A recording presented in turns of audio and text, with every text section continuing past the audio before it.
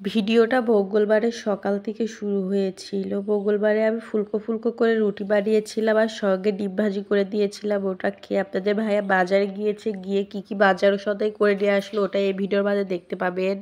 আর আমার voice over দেখে বুঝতেই পারতেছেন আমার কি গলার অবস্থা, এই জন্য আমি ভয়েস ওভার দিতেও পারিনি, আজকে ভয়েস দিচ্ছি। আমার শরীরটা খুবই খারাপ।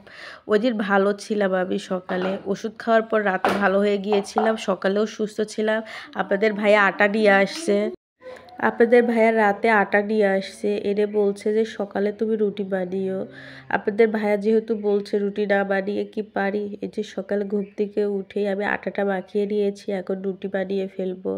আগে নতুন নতুন বিয়ের পর না আমি রুটি বানিয়ে দিতে পারতাম না, যেমন পারতাম ওরকম করে বানিয়ে দিতাম। আপনাদের ভাইয়া কখনো বলেনি এমন হয়েছে কেন, রুটি বিচ্ছিরি হয়েছে, একদমই গোল হতো না রুটিটা আমার। যেমন হয়েছে তেমনই খেয়েছে, আপনাদের ভাইয়া কখনো অভিযোগ করে নাই যে খারাপ হয়েছে, এমন করে রুটি বানিয়েছো কেন। এই যে এখন আস্তে আস্তে শিখে গিয়েছি, এখন ওরকম সুন্দর হয় না, তাও একটু সুন্দর হওয়ার চেষ্টা করি, সুন্দর করার, যে গোল গোল না হলেও গোল এর সাইজ আসে একটু হলেও। তারপরে এই যে ফুলকো ফুলকো রুটি বানাচ্ছি আর ফুলেও ফুলে উঠতেছে রুটিগুলো। আর আমার না সকালে শরীরটা ভালো ছিল, এই মঙ্গলবারের সকালে কিন্তু আমার শরীরটা ভালো, সত্যি ভালো, কিন্তু আপনাদের ভাইয়া চলে যাওয়ার পর থেকে আমার শরীরটা খুবই খারাপ হয়ে গিয়েছে। জানি না এত কিসের জন্য শরীরটা খারাপ হয়ে গিয়েছে, আমি বুঝতে পারতেছি না। আর এই রুটিটা না পুড়ে গিয়েছে, আমি মোবাইল টিপতে লাগছিলাম, সেই জন্য রুটিটা এরকম হয়ে গিয়েছে। আপনাদেরও কি এরকম হয় মোবাইল টিপতে গিয়ে যে কোনো কিছু পুড়ায় ফেলেন? আবার মাঝে মাঝেই কিন্তু এই অবস্থা হয়। আপনাদের ভাইয়া রুটি আর ডিম ভাজি করে দিয়েছে, এটা খেয়ে এখন বাজারে যাবে, সে রেডি হয়ে গিয়েছে খাবার খাওয়ার পরই। এখন বাজারে যাবে, আমার ছেলেও বায়না ধরেছে, সেও নাকি তার বাবার সঙ্গে বাজারে যাবে, সেও রেডি হয়ে গিয়েছে, চশমা নিয়েছে, তার বাবা চশমা পরেছে জন্য তারও চশমা পরতে হবে, সেও নাকি তার বাবার সঙ্গে বাজারে যাবে। আপনাদের ভাইয়া বাজার করে বাসায় চলে আসছে, আর কি বাজার সদাই করে নিয়ে আসলো ওটা এখন দেখাবো আপনাদের। ওইটা হচ্ছে সোনালী মুরগি নিয়ে আসছে, আর হচ্ছে একটা ব্রয়লার মুরগি নিয়ে আসছে, আর কিছু মাছ নিয়ে আসছে।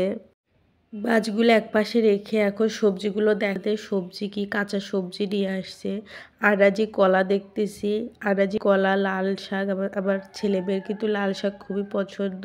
তারপর লেবু, কাঁচামরিচ, বেগুন, গাজর, টমেটো, পেঁয়াজ, আর হচ্ছে ছিম নিয়ে আসছে, ছিম বাসায় আছে, তারপর ছিম আছে নাকি, তারপর নিয়ে আসছে দেখতেছি।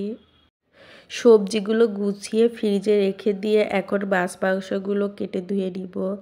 আর আমি না সকালে সুস্থ ছিলাম, এই মাছ আর মাংস কাটা দেখে আমি না অসুস্থ হয়ে যাচ্ছি মনে হচ্ছে। আপনাদের ভাইকে বলতেছে আমি মনে হয় অসুস্থ হয়ে যাচ্ছে, আমার গায়ে জ্বর, মাথা ব্যথা করতেছে আমারও। আর এই যে শুকনা বাজার নিয়ে আসছে আপনাদের ভাইয়া, হচ্ছে ছেলে মেয়ের জন্য 2 প্যাকেট চিপস নিয়ে আসছে তেলে ভেজে দেওয়ার জন্য, আর মাংসের মশলা, তারপরে যে শুকনো বাজারের মধ্যে মসুরের ডাউল, হলুদের গুঁড়া, ধনিয়ার গুঁড়া নিয়ে আসছে। শুকনা বাজারগুলো রেখে দিয়েই এই যে এখন মুরগিগুলো কেটে দিব, সব কিছুই গুছিয়ে রেখে দিয়েছি। আর লেয়ার মুরগি আর ব্রয়লার মুরগি আর 2টা সোনালী মুরগি নিয়ে আসছে। ব্রয়লার মুরগি আনছে আসলে ছেলে মেয়েকে চিকেন ফ্রাই, তারপর চিকেন পকোড়া এগুলো বানিয়ে দেওয়ার জন্য। সব বাচ্চাই বলে চিকেন ফ্রাই, চিকেন পকোড়া এগুলো পছন্দ করে, আমার বাচ্চারা ওইরকমই। আর আমি বাসায় বানিয়ে দেওয়ারই চেষ্টা করি, বাহিরের জিনিস কিনে না খাওয়ানোরই বেশি চেষ্টা করি, কারণ বাহিরে অনেক বাসি তেল, অনেক পোড়া তেল দিয়ে এগুলো ভেজে দেয়, বাচ্চাদের খাওয়ানো এগুলো ঠিক না। আর এই যে মুরগি কেটে নিচ্ছি, এটুকু ভিডিও আমার মেয়ে করে দিয়েছে, যেহেতু আমি ক্যামেরাম্যান, আমি সব কিছু করি, আমাকে কেউ ভিডিও করে দেওয়ার মতো কেউ নেই, আমার মেয়েটুকু করে দিয়েছে। মুরগি আগে কেটে নিই, আপনাদের ভাইয়া রান্না করবে সেজন্য আগে মুরগি কেটে একটা মুরগি ধুয়ে দিবে, আপনাদের ভাইয়া রান্না বসিয়ে দিবে। আর আজকে আমি হচ্ছে লেয়ার মুরগির মাংস কুটে ধুয়ে দেওয়া হয়েছে, আপনাদের ভাইয়া রান্না করবে, সব কিছু কুটে ধুয়ে রেখে দিয়েছি।